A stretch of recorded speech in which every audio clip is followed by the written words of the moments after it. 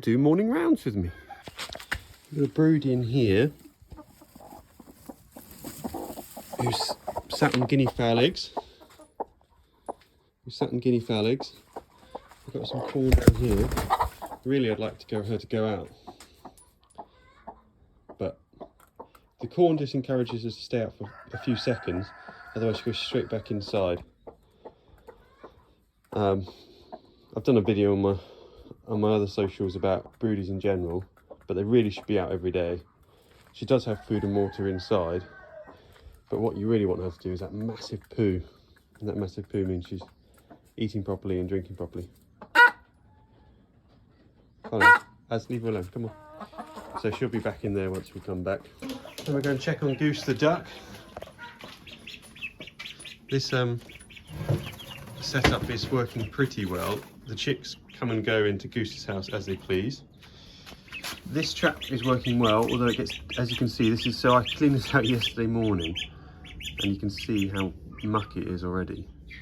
And as he gets bigger, and as you can see he's getting bigger and bigger so fast, he will clean it out much faster. We know he'll do it faster and faster. But it is working well, and it means that his bedding is dry pretty much all the time. Apart from when I accidentally pour this water everywhere. These chicks are doing well. They're a bit unfortunate. So these were basically 2 rescues from the chicks that I sent up to Field to Farm. They just weren't going to make it, and they're doing really well now. I've no idea. The trouble is, two chicks is actually really quite unfortunate. I mean, it's lucky we've got Goose, because they'll probably just live with Goose, whatever he's up to. 2 chicks is the same work as 10 chicks, which isn't far off the work of 50 chicks. Hey, buddy. Good morning. Good morning. Mum found this fancy goose chick crumb, a duck chick crumb even. It's got all sorts in it. I'm not convinced it's absolutely necessary, but Goose does seem to love it.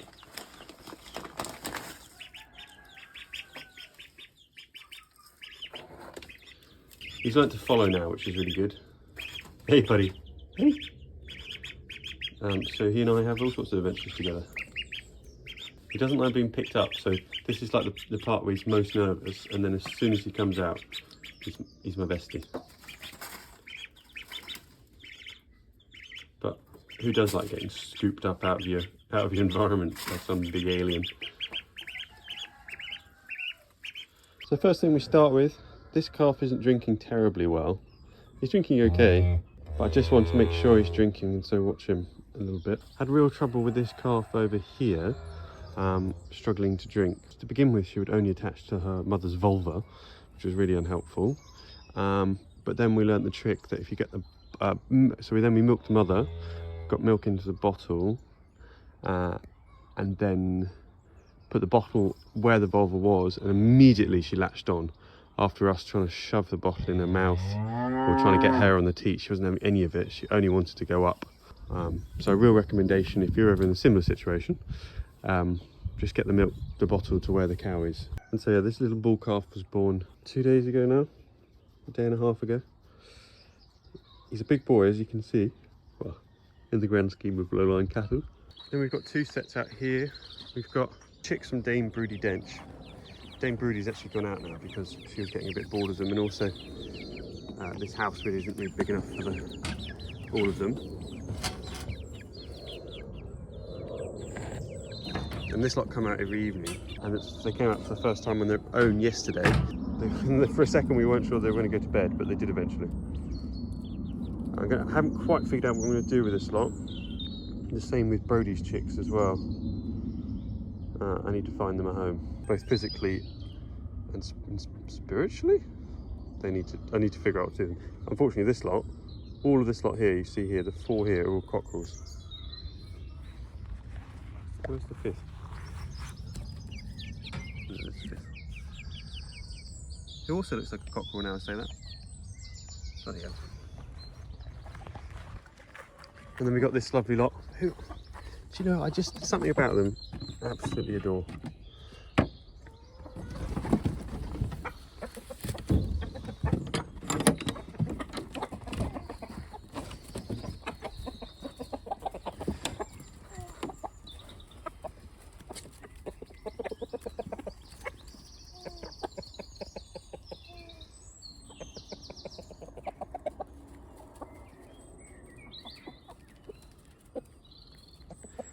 So their range is over here. We've got a bed that we're planting up here, which we're going to put cabbage and kale in. Dad's got this plastic, which I'm not completely keen on because it really tears up at the end, but it will stop working in weed suppression. I'm not completely keen on the plastic for obvious reasons, that it's just plastic. But if it lasts and it works, I'll leave it to him. If I was doing it, I'd probably use something like a cardboard, which also works. It's just quite hard to keep down, and obviously it won't last as long as the plastic. And these are all of the compromises that I'm learning you have to make in sustainable agriculture, which is convenience versus sustainability, which I think is actually the crux of the problem in the whole, whether that's a consumer or a producer.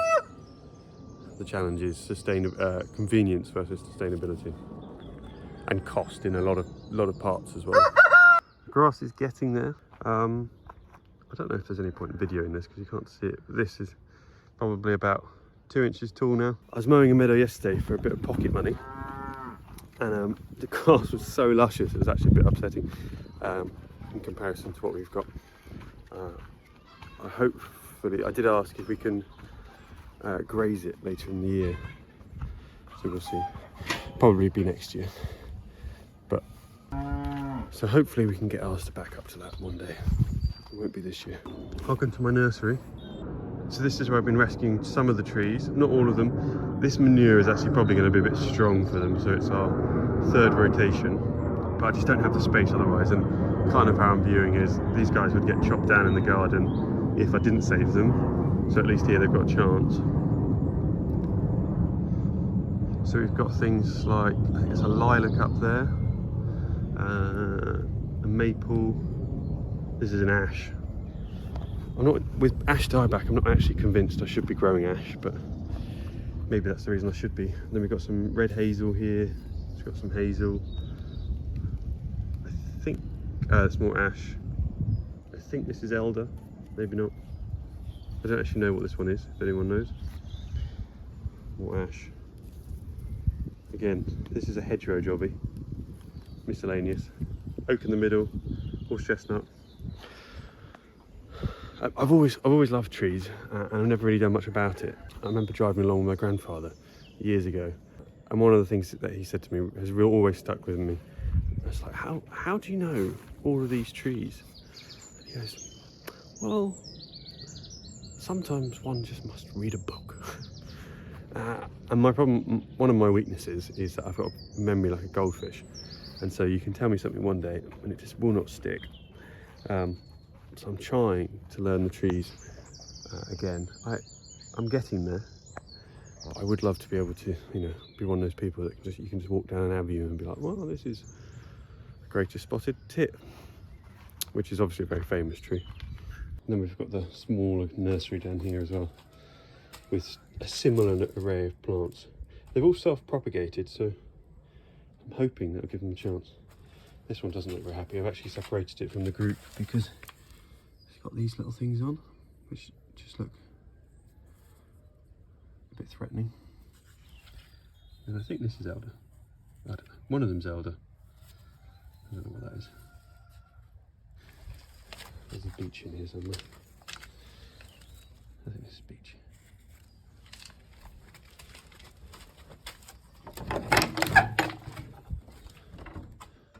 These are Brody's chicks. Good morning, gang. A lot more hens in here than there are cockles, although there's one in front of us is a cockle. You see, they're much bigger than the other chicks we've got. So we've got 3 sets of like miscellaneous amounts of chicks. They've all been to help improve fertility, but actually I think the broodies gone back in. Yeah, and there's a poo.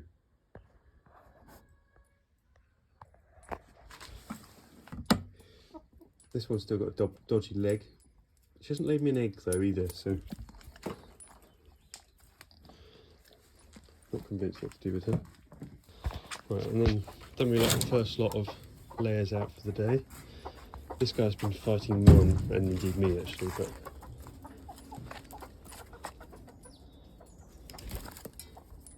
and Aslan.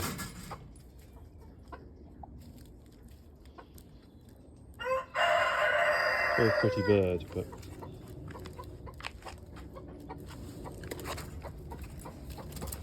fortunately he has no protection.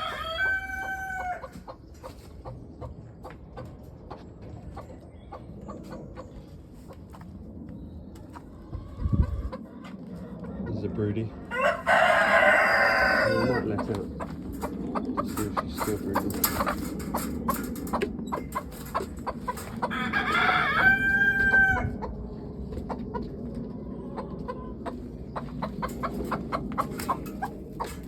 Then we got the breeding lot. Now these are the Vorviks. We've got a secret plan to try and produce a commercial flock of Vorviks, but as you can see, I've only got 2, so it's going to be quite a tall order. I'd love more campines as well, this guy. Mr. Bob. And then we just check this guy's for food and water. Got lots of broodies, as you can see. This calf is still not drinking.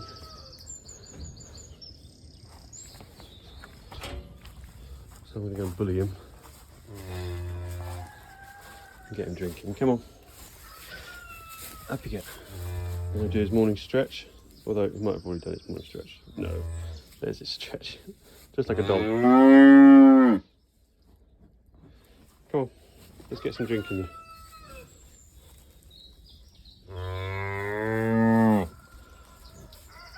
I mean, he looks full, doesn't he? Full or bloated, either one. I mean, there's a possibility he drank before I arrived, which means I'm just bullying him and he just wants to sleep. But we'll give it one more go. Just because I want to see him drink. I'll see what the mother's udders look like. You see, she's not at all bagged up. Sorry, it's not personal. I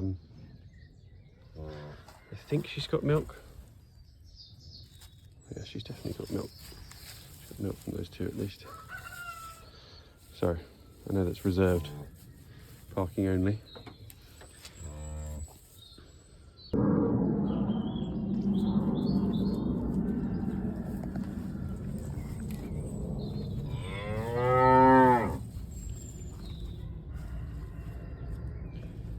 So our challenge is he doesn't drink from a single teat for more than a couple of seconds. That's what he was doing yesterday anyway. He's doing it again. So he needs to stimulate the mother's milk to begin with. Hello. We ear tagged him yesterday as well. It's a big old bull calf. We're 6 for 6. He's number 6 out of 6 now. She's the last to calf. He seems to be getting enough milk, but trouble is with calves, by the time you notice that they look like they're out of condition, it's normally too late. So we needed to be drinking properly a bit earlier, really.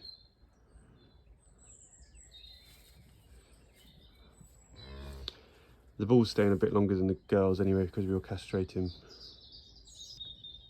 She just does not look like she's got much milk in there, which is the worry.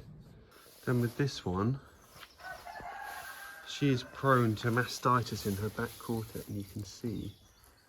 Yes, hello. Morning, baby.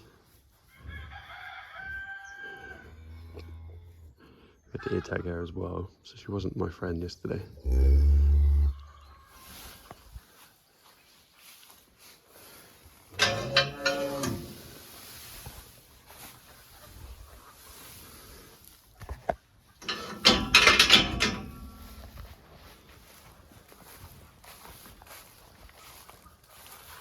And we'll see, yeah, you see that back right is hanging so much lower. She's such a biffer, this one. She doesn't like me in here. She's good, looking after her babby. So what we'll do is try and get that calf on there. She works quite well with me. So.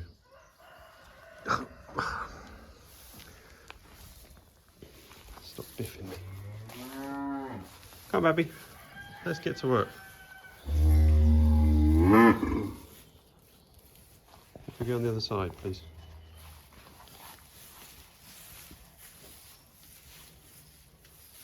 Thank you, everybody. Thank you all involved. Yeah, this bottom one, please.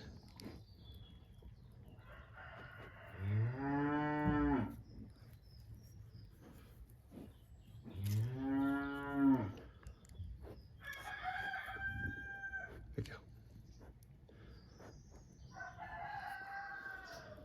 We're not doing this today? Or are you trying to poo? Or are you not concentrating? Yes, good. No, not good. Come on. Just because of how low it hangs, it just has a little problem latching onto it.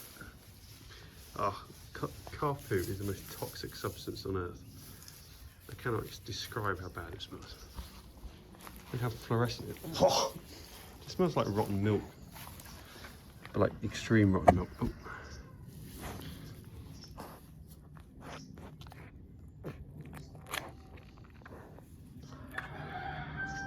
So when it hangs so low, she just can't latch onto it. Come on. But what's good is it's got lots of milk in, so she does like latching onto it. Well, it's not good, but because it's got lots of milk on it, she does want to try and latch onto it at least. Then just check the incubator. So this water, which you can see the level of is here, that goes down this pipe and feeds into the top of here, and into the reservoir up here, and that keeps the humidity up. What we're at the moment, 52. I keep it quite low at the moment. It worked quite well for me last time. 52 up, and then we whack it up as high as we can at the end. I've then got some potatoes growing in bags, which if anyone hasn't done, I really recommend. How you do it is you start with potatoes right at the bottom, cover them up, and then as they grow, trying to find some, yeah, this guy in here is growing.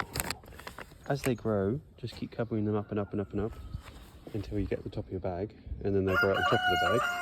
What that means is, theoretically, this bag will be full of potatoes, and then what you do is just turn the whole bag upside down, pour it all out, and you've got potatoes. Works really well. Always recommend bags of potato, and obviously you can do it anywhere. So you just need a sack, or you can buy one, which I think this is a proper potato sack. Here we go. I'd say, depending on how they get on, probably 20 potatoes in there, maybe less, depending on how they are. I'd hope for at least 20. A few meals worth in each sack. Then we have a compulsory play.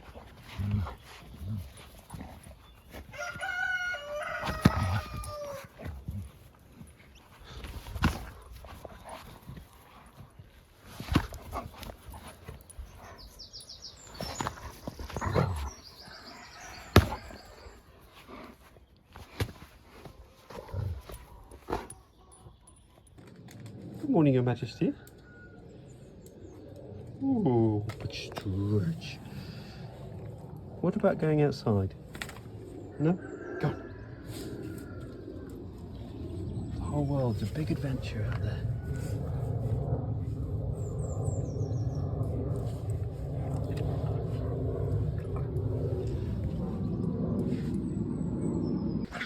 Then we got the geese and ducks. These guys are mostly just ornamental, really. What we got? We got Pekin, 2 runners. She's a Welsh harlequin, and then these are just whatever these farmyard geese are farmyarding. This one refuses to swim, which is why he looks so straggly. But this one's looking in great condition. No, they want food.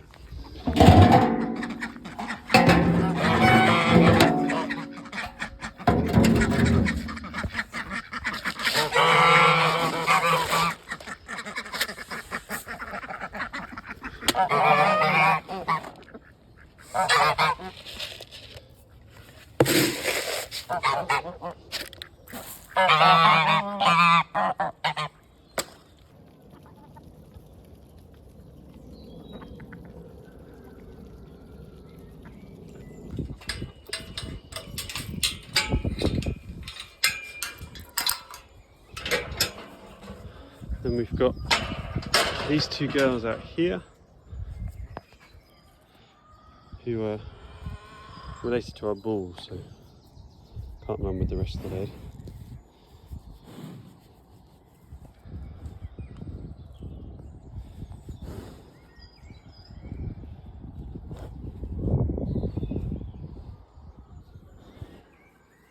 They're quite sweet, these two.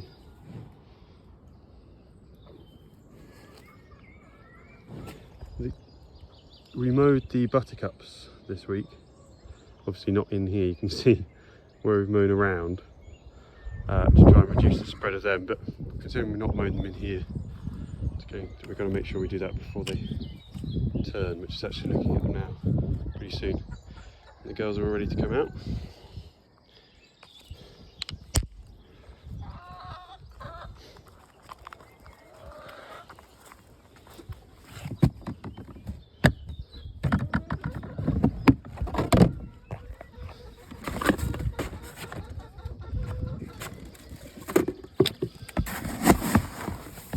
So in the mornings, I just like to spread chili flakes around the place. A, it gives them something to do, and B, the keratin in chili is great for the colour of the yolk. Theoretically, it also increases the egg production, but I've not seen anything. I've yet to confirm that in any sort of scientific way here, so I'm still planning to. I'm still trying to. I'd like to run a couple of experiments on it. I'd also like to run, try and use a couple of different types of keratin, because this is like 150 quid for 25 kilos, so it's not cheap. And oh man, that's so annoying. Just filmed this for you, but it wasn't recording, obviously. And so I've just let them all out.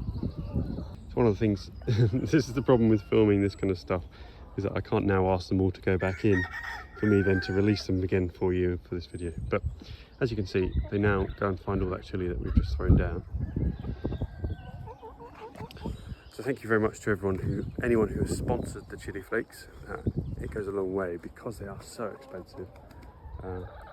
I'd never really done chili flakes before we started doing Come Collect Eggs with me, and pretty much to begin with, for the first few weeks, every other comment was, have you fed them chili flakes? And so we started doing it, and it definitely can tell in the colour of the egg. I'm still, the jury is still out, like I say, on whether it improves egg production or not. But we'll see.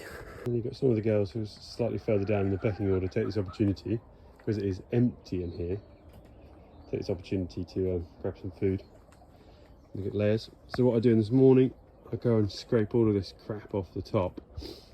And this is one thing that I want to really improve, because keeping it clean in here, bedding wise, is relatively straightforward, although I'm still contemplating putting a floor in, because I think we can keep bedding drier than it has been.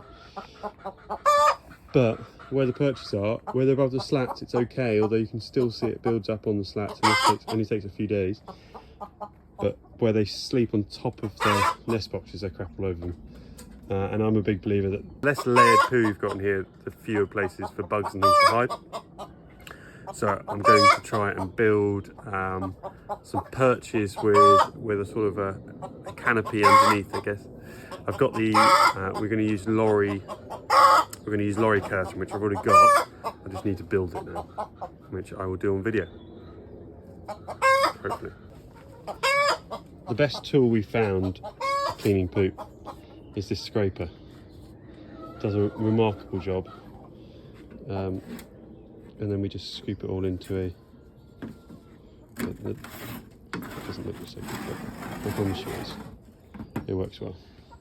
And then we just scrape it into a dustpan and brush. So I'll do the tops of this as well, because they sit on here and peel on there overnight as well. Ooh, an egg. Is that alive? Whole? It is. This was a draft version. the proof of concept kind of thing for the canopy, which definitely does work. It stops them pooing on here, but what happens is they sit on the back here and they just poo on the front. But apart from that, it works well. And I just need a way of cleaning it out better than I've got here. But I think it should work. There's been a few versions I've seen before that work, and I've stolen some ideas from big commercial sheds where they basically have a big conveyor belt underneath their slats. And then finally, what we do in the morning is we go and find any eggs from overnight, which has not been loads recently, I must admit. They're pretty much all brown, opposed to when in the afternoons when they're pretty much all blue. I'll be surprised if any of these are blue.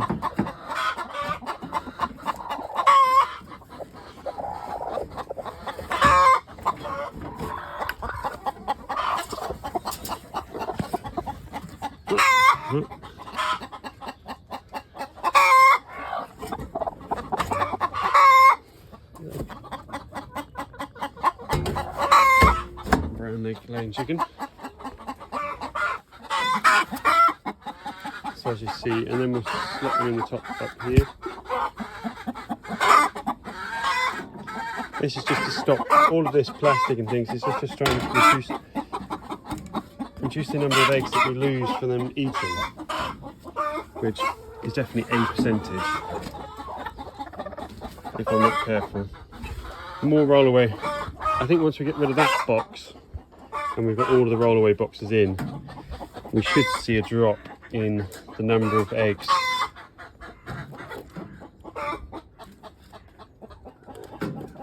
that are eaten, just because that box leaves them out open. You see, this is all beak damage, pecking.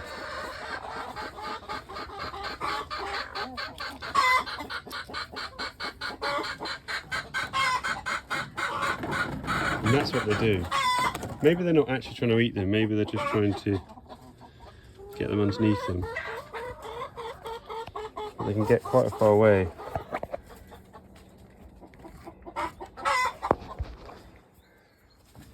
They can get quite far down the box, as you can see. I don't think they can do that though. You see, I think they can only just get the neck underneath it. But maybe that's what they're doing, and that's why they're breaking them, is that they're trying to roll them up. I hadn't considered that.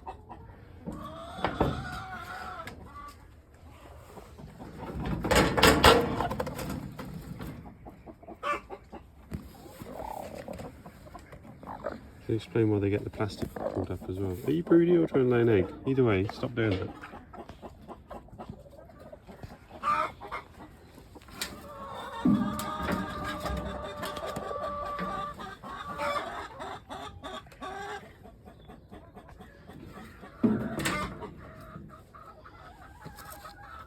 Pretty good haul this morning. I've been recording how many we get at each point in the day, just to see, sort of start understanding their behaviours.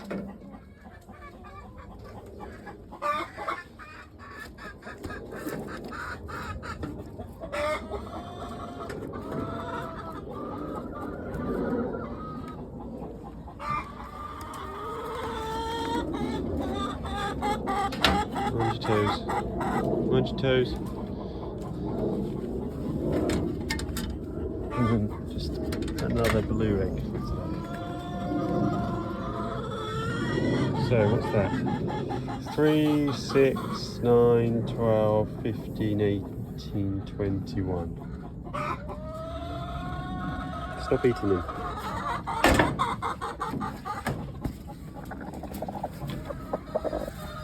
Maybe turn them around.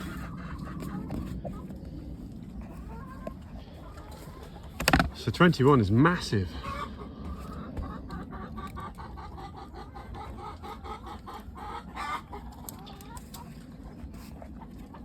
So 21 is massive.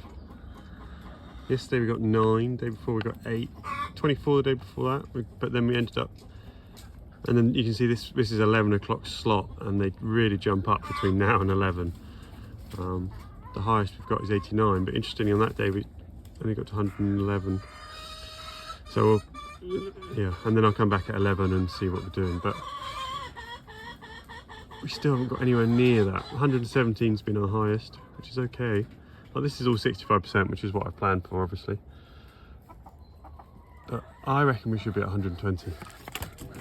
I was just looking in here this morning, and I think we've got mites. You can see these are red mite. And red mite is bad. We knew we were going to have mite as soon as I used all the wood that we used in here. It's not the end game, and like I say, I'm going to be building a metal frame for that, but mite will not be helping my egg production at all. So that's next priority, next focus is getting rid of the mite.